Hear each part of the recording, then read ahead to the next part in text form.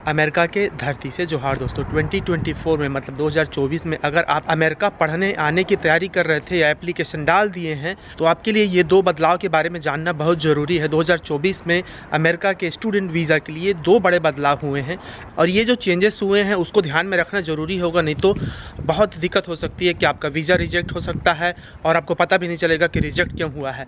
इसके अलावा 5 ऐसे सवालों के जवाब जो फियांसे वीज़ा को लेकर है या मान लो आप यहाँ पर प्रोफेसर बनना चाहते हैं उससे संबंधित आपने जो कमेंट किया था, उन 5 सवालों के जवाब आज की वीडियो में देने वाला हूँ। तो ये जो दो बदलाव हुए हैं उसके अलावा 5 सवालों के जवाब, तो आने वाले समय में अगर आप अमेरिका आने की रुचि रखते हैं या यहाँ पढ़ने आने के बारे में सोच रहे हैं तो ये वीडियो आपके लिए हेल्पफुल हो सकता है। तो चलिए फिर वीडियो को शुरू करते हैं और वीडियो को आखिरी तक देखते हैं। फिर तो सबसे पहला जो चेंज है अगर आप स्टूडेंट वीज़ा के लिए अप्लाई कर रहे हैं तो वो है वीज़ा पोर्टल। पहले एक वीज़ा पोर्टल हुआ करता था पुराना वाला, जिसमें थोड़ी आसानी से आप किसी एजेंट के द्वारा या खुद से भी कर सकते थे। उसमें बहुत गलतियां नहीं थी, मतलब एरर बहुत कम हुआ करती थी। अभी एक नया वीज़ा पोर्टल आया हुआ है जो मैंने इसके बारे में डिटेल में एक वीडियो बनाया था, उसका लिंक मैं यहाँ डिस्क्रिप्शन में दे दिया रहूँगा, तो उसे आप देख सकते हैं ताकि आप गलतियां ना करें। तो बहुत सारे लोगों के कमेंट्स आ रहे हैं और मैंने और दूसरे वीडियोस में भी देखा है कि बहुत लोगों को दिक्कत हो रही है। अगर आप खुद से वीज़ा के लिए अप्लाई कर रहे हैं तो या आपको स्लॉट्स बुकिंग करना हो, आपका फॉर्म सबमिट करना हो DS 160 के लिए, ये दिक्कतें हो रही है। इसलिए अगर आपको इसमें दिक्कत हो रही है तो प्लीज़ जहाँ से आपको सही जानकारी मिलती है वहाँ से लीजिए, उसको बार बार कीजिए या किसी जो एक्सपर्ट है उसका भी मदद ले सकते हैं ताकि आपकी जो छोटी छोटी गलतियाँ हैं वो इसमें ना हो।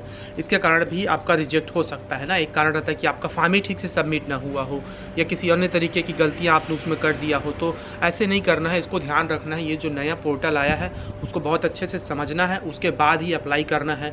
और बहुत लोगों ने तो पैसा भी दे दिया है ऐसे ही किसी को, और फिर वो बोल रहे हैं कि उसको रिफ़ंड कैसे मिलेगा, क्या उनके पुराना लॉगिन से नया जो पोर्टल बना है उसमें कर सकते हैं। तो ये तमाम तरीके की दिक्कतें हैं, बहुत सारी दिक्कतें हैं। इसलिए प्लीज़ बहुत ध्यान से उस वीज़ा पोर्टल को समझना, ये जो नया वाला वीज़ा पोर्टल है उसको, और उसी के अनुसार आपको अपनी जानकारी देनी है। और पुराना जो होगा उसको भूल जाइए, नया वाला से शुरू कीजिए अगर आपने पैसा नहीं दिया होगा तो। फिर दूसरा चेंज जो 2024 में अगर आप यहाँ अप्लाई कर रहे हैं वीज़ा के लिए, स्टूडेंट वीज़ा के लिए, तो वो है कि आप ऐसे किसी भी यूनिवर्सिटी में मत अप्लाई कीजिए जिसका कोई नामो निशान ना हो। उसका मतलब ये है कि ऐसा नहीं है कि यहाँ का सब यूनिवर्सिटी जो है वो बहुत अच्छा यूनिवर्सिटी होता है। बहुत सारी यूनिवर्सिटीज़ जो है वो इंटरनेशनल स्टूडेंट से पैसा कमाने के लिए ऐसे ही चला रहे होते हैं और आसानी से आपको एडमिशन दे देता है बिना टोफल के, बिना आईलेट्स के, बहुत अच्छा आपका नंबर नहीं है फिर भी।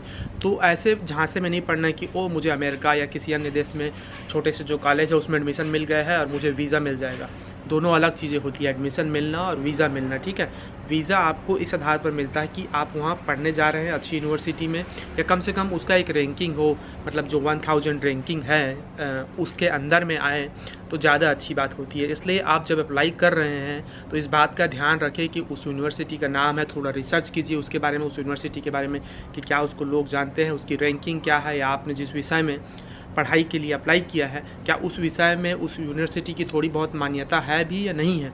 तो इस बात को आपको ध्यान रखना है। कोई भी ऐसे ही छोटे मोटे या अरे गहरे कॉलेज में या यूनिवर्सिटी में एडमिशन नहीं लेना है।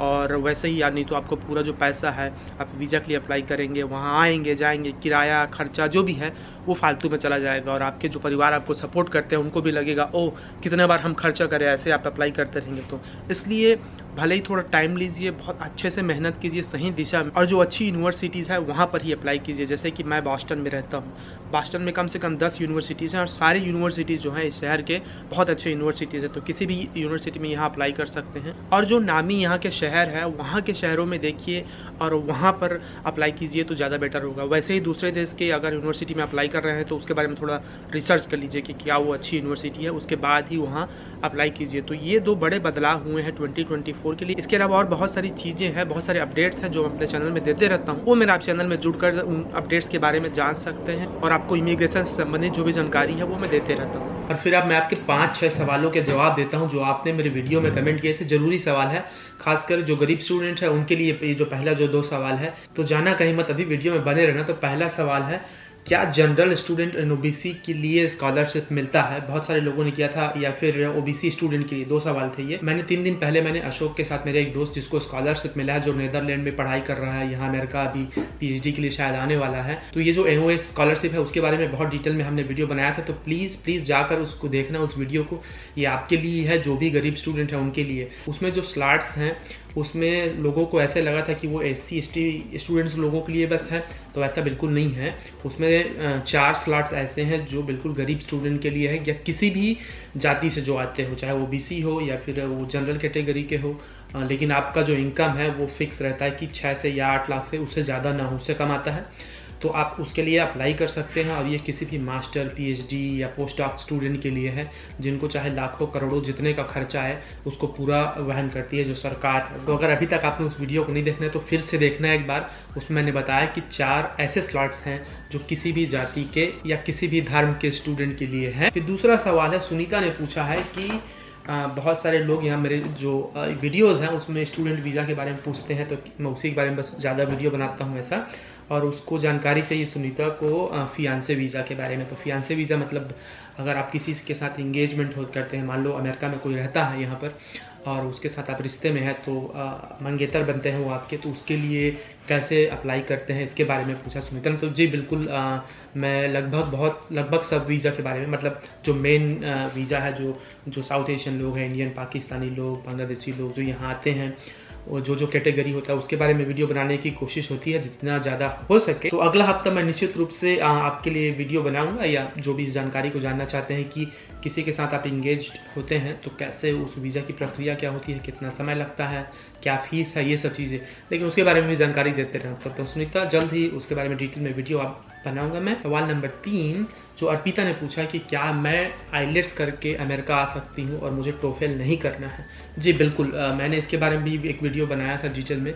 आपको कोई एक करना है, दोनों करना जरूरी नहीं है, टोफेल या आइलेट्स, ठीक है। ज़्यादातर यूनिवर्सिटीज़ जो है वो टोफेल को एक्सेप्ट करती है, लेकिन लगभग 90% यूनिवर्सिटीज़ ऐसी हैं उनमें से जो दोनों में से किसी एक को एक्सेप्ट करती है। तो बहुत चिंता वाली बात नहीं है, बिल्कुल आप आइलेट्स करिए, अच्छे से पढ़ाई कीजिए, अच्छे से तैयारी कीजिए, अच्छा नंबर उसमें लाइए, अच्छा बैंड लाइए, उसके बाद फिर आप अप्लाई कीजिए। जितना अच्छा आपका बैंड होगा, जितना अच्छा आपका नंबर होगा आइलेट्स में, उतना ही बड़े यूनिवर्सिटी में आपको एडमिशन मिलने में थोड़ी सी आसानी होती है। एक और बात कि आप मुझे अगर ईमेल करते हैं तो मेरे america.mentor@gmail.com वाली ईमेल में ही ईमेल करना। अगर आपके कुछ भी सवाल हो वीज़ा संबंधित, एजुकेशन संबंधित, या कोई भी जो अपॉर्चुनिटीज़ है अमेरिका में उससे संबंधित। मैं दूसरा जो ईमेल है वो सिर्फ बिजनेस पर्पज़ के लिए है, जो gawar.inqalabi@gmail.com है। किसी भी तरीके के स्पॉन्सरशिप के लिए, कोलैबोरेशन के लिए, या बिजनेस संबंधी कुछ आपके सवाल हो तो उससे। बाकी आपके जो जनरल सवाल है उसको प्लीज़ आप america.mentor@gmail.com में ही करना, क्योंकि बस उसी ईमेल को मैं चेक करता हूँ जिसमें सामान्य जो जनरल क्वेश्चन है उन सवालों के जवाब देता हूँ। इसके अलावा आप मुझसे इंस्टाग्राम में भी जुड़ सकते हैं, वन ग्लोबल विलेजर, जिसमें कुछ वीडियोस अपलोड करते रहता हूँ। अभी थोड़ा एक्टिव हुआ हूँ उसमें, जिसमें थोड़े बहुत वीज़ा या और किसी चीज़ से संबंधित अमेरिका के वो सब जानकारियाँ भी उसमें भी रहेगी। और बाकी डायरेक्ट अगर बात करने की बात हो तो एक दोस्त ने कमेंट किया था कि डायरेक्ट अगर बात करना है, तो मैंने बोला था कि कम से कम 5-10 दोस्तों को या किसी को भी जोड़ना है आपको मेरे चैनल में, और आपसे डायरेक्ट बात होगी। तो कैसे पता चलेगा? आप मुझे वो जो स्क्रीनशॉट है या जो भी है, आप मुझे ईमेल कर सकते हैं america.mentor@gmail.com पे, उतना पर्याप्त होगा। फिर अपना फ़ोन नंबर भी दे दिया रहना, फिर बात कर लेंगे। फिर सवाल नंबर 4 है उत्पल का। वो खुद एक टीचर है या प्रोफेसर है जो अपने बच्चों को पढ़ाते हैं, और उसने सवाल किया है कि उसका एक 12th क्लास में कोई बच्चा जो अभी पढ़ाई कर रहा है, एक स्टूडेंट है, और वो आगे अमेरिका में मैथ का प्रोफेसर बनना चाहता है। तो बहुत अच्छी बात है कि टीचर लोग इस वीडियो को देखते हैं, इसीलिए मेरी कोशिश होती है कि बहुत बेसिक लेवल पर हिंदी में जानकारियाँ देते रहूँ, ताकि धीरे धीरे लोगों तक ऐसी जानकारियाँ पहुँचे। तो उत्पल, बहुत शुक्रिया पहले तो कमेंट के लिए कि आप क्लास से अपना टाइम निकाल पाते हैं वीडियो को देखने के लिए। जी बिल्कुल, ये जो प्रोफेसर बनने की जो प्रक्रिया है उसका एक डिटेल में वीडियो बनाऊँगा। आप कमेंट करेंगे, कुछ भी आपका सवाल होगा तो मुझे समझ में आएगा कि मुझे उसका जवाब देना है। नहीं तो मुझे जो समझ में आता है, कभी कभी मैं यहाँ के लाइफस्टाइल या कल्चर, सामान्य चीज़ों के बारे में मनोरंजन के लिए भी वीडियो बनाते रहता हूँ। तो प्लीज़ बेझिझक आप कभी भी कमेंट करना, कुछ भी छोटा सवाल हो, बड़ा सवाल हो, जो भी हो, आपको छोटा नहीं समझना है उसको, तो मैं जवाब, ताकि मैं उसका जवाब दे सकूँ और थोड़ी बहुत जानकारी आप तक पहुँचा सकूँ। फिलहाल उत्पल बहुत डिटेल में वीडियो बनाऊँगा उसका अलग से, लेकिन मैं ये चाहूँगा कि आपका जो स्टूडेंट है वो बैचलर की पढ़ाई वहीं करे, क्योंकि अनलेस उसको स्कॉलरशिप मिलता है। आप देखते हैं स्कॉलरशिप की प्रक्रिया के बारे में, अगर वो यहाँ अप्लाई कर सकता है तो, नहीं तो आपको बैचलर वहीं करना बेहतर होगा इंडिया में, क्योंकि वहाँ खर्चा कम लगता है। उसके बाद जो मास्टर की पढ़ाई है, PhD की पढ़ाई यहाँ करने आने के बारे में जो भी डिटेल्स होगा वो मैं आपको बताऊँगा, और फिर इस प्रक्रिया से जाकर वो एक दिन प्रोफेसर बन सकता है अगर मेहनत करेगा तो। फिर 5वां और आखिरी सवाल आज की इस वीडियो का, अंश ने किया है कि 8-9 साल से बच्चा इंडिया में रहता है, उसके पेरेंट्स यहाँ अमेरिका में रहते हैं, कि क्या वो अमेरिका आ सकता है या कैसे आ सकता है। जी बिल्कुल, अगर ये जो पेरेंट्स हैं वो उनके पास अगर वो यहाँ के नागरिक हैं या यहाँ का ग्रीन कार्ड है, वो बहुत आसानी से अपने बच्चे के लिए, कोई भी बच्चा जो 18 साल से कम उम्र का हो, उसके लिए तुरंत वो ग्रीन कार्ड के लिए, सिटीजनशिप के लिए अप्लाई कर सकता है। उसके लिए बिल्कुल कोई दिक्कत नहीं होगा, बहुत आसानी से आ सकता है। अगर पेरेंट्स के पास यहाँ का नागरिकता नहीं है, अगर वो स्टूडेंट हैं, फिर भी वो अपने 18 साल से कम उम्र के बच्चे को ला सकते हैं, उनके ऊपर डिपेंडेंट हो सकते हैं बच्चे लोग।